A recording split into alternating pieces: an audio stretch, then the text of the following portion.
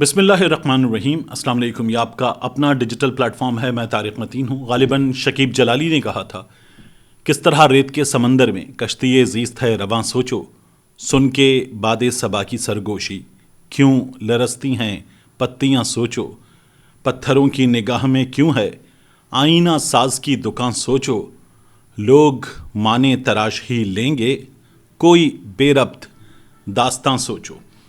تو ہماری یہ جو حکومت ہے، یہ جو امپورٹڈ سرکار ہے، اس نے بے ربط داستاں سوچ لی ہے، اور اب اس کے بعد یہ چاہتی ہے کہ مانے لوگ تراش لیں، لوگ خود ہی یہ سمجھ لیں کہ اس وقت حکومت کام کر رہی ہے۔ نہ صرف یہ کہ یہ سمجھ لیں کہ حکومت کام کر رہی ہے، بلکہ لوگوں کو یہ بھی سمجھنا ہوگا کہ حکومت بہترین کام کر رہی ہے۔ نہ صرف یہ کہ لوگ یہ سمجھ لیں کہ حکومت بہترین کام کر رہی ہے، بلکہ حکومت چاہتی ہے کہ لوگ یہ بھی سمجھ لیں کہ یہ حکومت ان کے لیے ضروری ہے۔ نہ صرف یہ کہ لوگ یہ سمجھ لیں کہ یہ حکومت ان کے لیے ضروری ہے، بلکہ لوگ یہ بھی سمجھ لیں کہ اس حکومت کے خلاف بات کرنا گناہ کبیرہ ہے، اور یہ گناہ کبیرہ کرنے کے بعد لوگ کسی بھی صورت اس ملک میں چین سے نہیں رہ سکتے۔ یہ اس وقت ہماری حکومت نے ایک داستاں کی صورت میں سوچ لیا ہے۔ اب اس داستاں میں لوگ ربط خود تلاش کریں، اور تلاش کرنے کے بعد ہمارے سامنے کوئی پکچر رکھ دیں۔ اس وقت یہ حالات ہیں اس امپورٹڈ سرکار کے۔ یہ ہوا ہے جو قومی سلامتی کمیٹی کا اجلاس ہے، اس کے موقع پر اس کی تفصیل میں آپ کو دوں گا، اور آپ کو میں بتاؤں کہ یہاں فیصلے جو کیے گئے ان میں یہ فیصلہ کیا گیا ہے کہ ملک دشمنوں کے ایجنڈے کو آگے بڑھانے والے سوشل میڈیا اکاؤنٹس پر نظر رکھی جائے گی۔ یہ بھی فیصلہ ہوا ہے کہ معیشت کو نشانہ بنانے والے سوشل میڈیا اکاؤنٹس کے خلاف فوری کارروائی کی جائے گی۔ اداروں کو ہدایت بھی کر دی گئی ہے اس سلسلے میں، اور سوشل میڈیا پر ملک کی بدنامی کا باعث بننے والے عناصر کا جائزہ لیا جائے گا۔ معیشت پر ابہام پھیلانے والوں سے سختی سے نمٹا جائے۔ اجلاس میں یہ تجویز بھی سامنے آئی ہے۔ یعنی اب ہم یہ مان لیں کہ پاکستان ترقی کر رہا ہے۔ اس وقت اگر انڈے کی قیمت ملک کے مختلف علاقوں میں 300 سے 350 کے درمیان ہے تو یہ بہترین ہے، کیونکہ ترقی کر رہی ہیں، مرغیوں کو ان کے حقوق مل رہے ہیں، پاکستان ترقی کر رہا ہے، بہترین کام ہو رہا ہے۔ اگر مرغی کے گوشت کی قیمت بڑھتی چلی جا رہی ہے تو پولٹری مالکان کا اس میں فائدہ ہے، ملک ترقی کر رہا ہے، ہم یہ مان لیں۔ اگر آٹے کی قیمت میں اضافہ ہو رہا ہے تو حکومت لوگوں کو اسٹارچ زیادہ نہ کھانے کی ترغیب دے رہی ہے، ان کی صحت کی فکر کر رہی ہے۔ چینی کی قیمتیں بڑھ رہی ہیں تو حکومت روک رہی ہے کہ چینی کی قیمتیں کم سے کم ایسی جگہ پہنچیں کہ لوگ چینی جو مضر صحت ہے اس کا استعمال کم کریں۔ پاکستان ترقی کر رہا ہے۔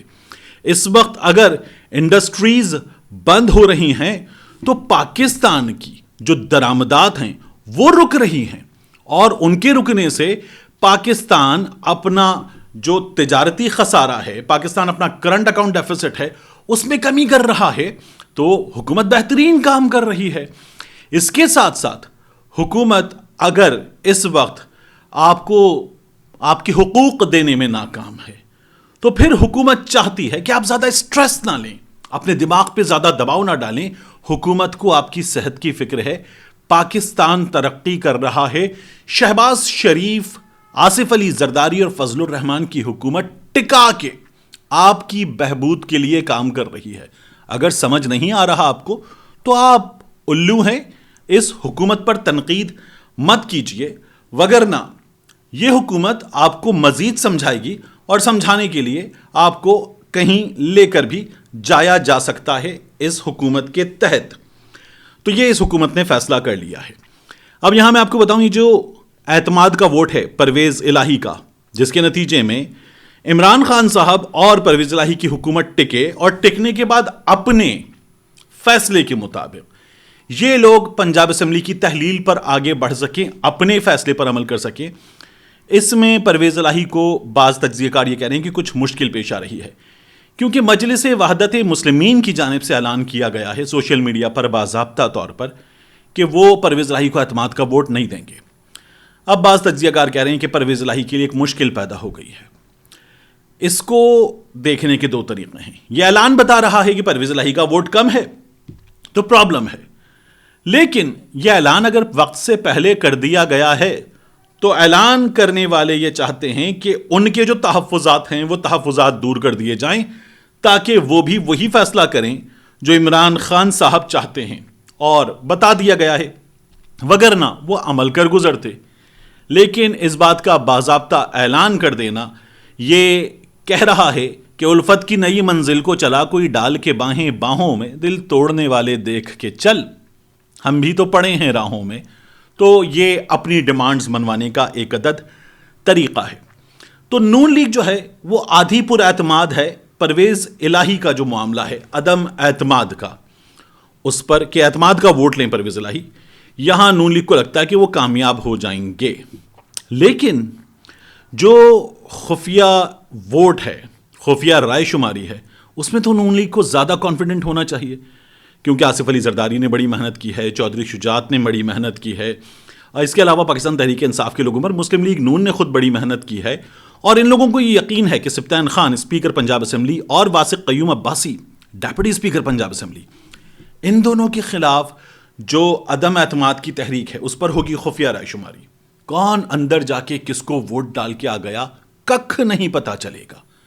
تو یہاں تو زیادہ اعتماد ہونا چاہیے ان لوگوں پر جن کو پیسے دیے، ڈالر دیے، کرپٹو دیے اور کہا یہ کرنا ہے۔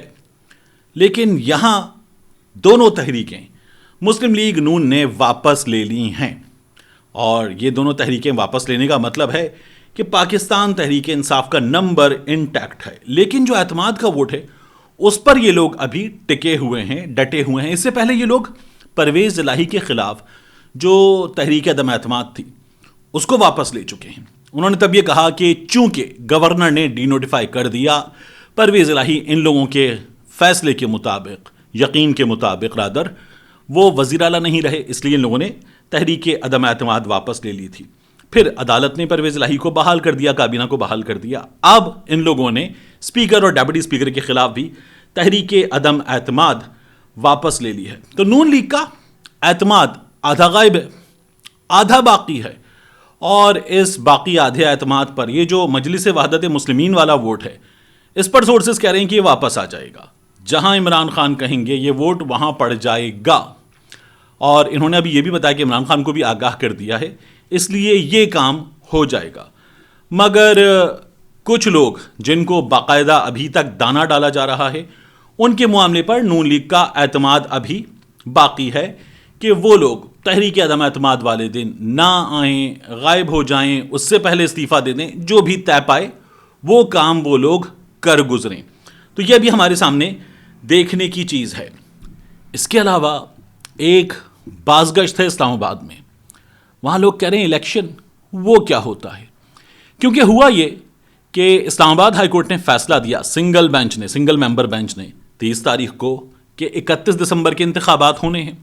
الیکشن کمیشن نے انتخابات کرائے ہی نہیں، نہ الیکشن کمیشن نے، نہ حکومت نے اس کے خلاف کوئی اپیل دائر کی، نہ کوئی بات کی، اور اس کے بعد اگلے روز یہ لوگ پہنچ گئے الیکشن کمیشن اور وہاں کہا کہ جناب عمل درآمد ممکن نہیں تھا، یہ لیجیے ہماری درخواست۔ ایک جانب یہ لوگ عدالت پہنچے ہوئے، دوسری جانب ایک عام آدمی پہنچا ہوا تھا پولنگ اسٹیشنز کے باہر اور کہہ رہا تھا مجھے ووٹ ڈالنا ہے۔ اس صورتحال میں عدالت میں کچھ نہیں ہوا، تو ہفتے کا دن گزر گیا، اتوار کا دن گزر گیا، آج پیر کا دن تھا، اور آج اس معاملے پر جب سماعت ہوئی ہے تو وفاق کی اور الیکشن کمیشن آف پاکستان کی جو درخواستیں ہیں وہ قابل سماعت قرار دے دی گئی ہیں۔ ان کی سماعت اب ہوگی 9 جنوری کو، تو 9 جنوری تک تو بھول جائیے، اور اس سے آگے اس لیے بھول جائیے کہ وہاں سے کیس آگے چلے گا، اور پھر پاکستان تحریک انصاف اور جماعت اسلامی کی درخواستوں پر جو توہین عدالت کی درخواستیں، یہ ایک عجیب مذاق ہے۔ میں توہین عدالت کے معاملے میں ہمیشہ کہتا ہوں کہ اگر کوئی شخص عدالت کے بارے میں، جیسے عمران خان صاحب نے ایک جملہ کہا تھا، کوئی بات کہہ دے تو یہ اس شخص کے اگریوڈ پارٹی ہونے کے ناطے شاید حق میں تسلیم کیا جا سکتا ہے کہ وہ کوئی بات کر سکتا ہے، تو یہ عدالت کی تو توہین نہیں ہے۔ مگر عدالت حکم دے الیکشن کرواؤ اور الیکشن نہ کروایا جائے تو عدالت کے حکم پر عمل درآمد نہ ہونا یہ عدالت کی توہین ہے۔ عدالت حکم دے کہ اس شخص کو گرفتار کر کے لاؤ اور وہ شخص گھومتا پھرے، دندناتا پھرے، تو یہ عدالت کی توہین ہے۔ عدالت الیکشن کمیشن کو حکم دے کہ فلاں ممبر کو ڈی نوٹیفائی کرو اور الیکشن کمیشن نہ کرے تو عدالت کا حکم نہ ماننا یہ عدالت کی توہین ہے. الیکشن کمیشن آف پاکستان نے عدالت کی توہین کی تھی. عدالت نے اب تک خود یہ فیصلہ نہیں دیا کہ ہماری توہین ہوئی یا نہیں ہوئی. اب معاملہ آگے بڑھے گا اور الیکشن کمیشن کی اور وفاقی حکومت کی درخواستوں پر 9 جنوری کو سماعت ہوگی. پاکستان تحریک انصاف والے، جماعت اسلامی والے اپنی درخواستوں پر جو اعتراضات ہیں وہ دور کر کے واپس پیش ہوں گے اور پھر عدالت یہ فیصلہ کرے گی کہ ہماری توہین ہوئی ہے یا نہیں ہوئی. حضور والا ایک عام آدمی کی توہین ہو گئی ہے. عدالت نے حکم دیا تھا، عمل درآمد نہیں ہوا تو توہین عدالت کی امان پاؤں تو عدالت کی توہین ہو گئی ہے. لیکن کیا کیجئے کہ عدالت اس معاملے پر اب تک فیصلہ نہیں کر سکی ہے، اور اب جب عدالت 9 جنوری کے بعد اس معاملے کو آگے چلائے گی تو پھر الیکشن کب ہوتا ہے دیکھ لیتے ہیں. تب تک کے لیے اسلام آباد کے باسی، اسلام آباد کے صحافی دونوں پوچھ رہے ہیں الیکشن وہ کیا ہوتا ہے. ملتے ہیں انشاءاللہ آپ سے اگلی ویڈیو میں.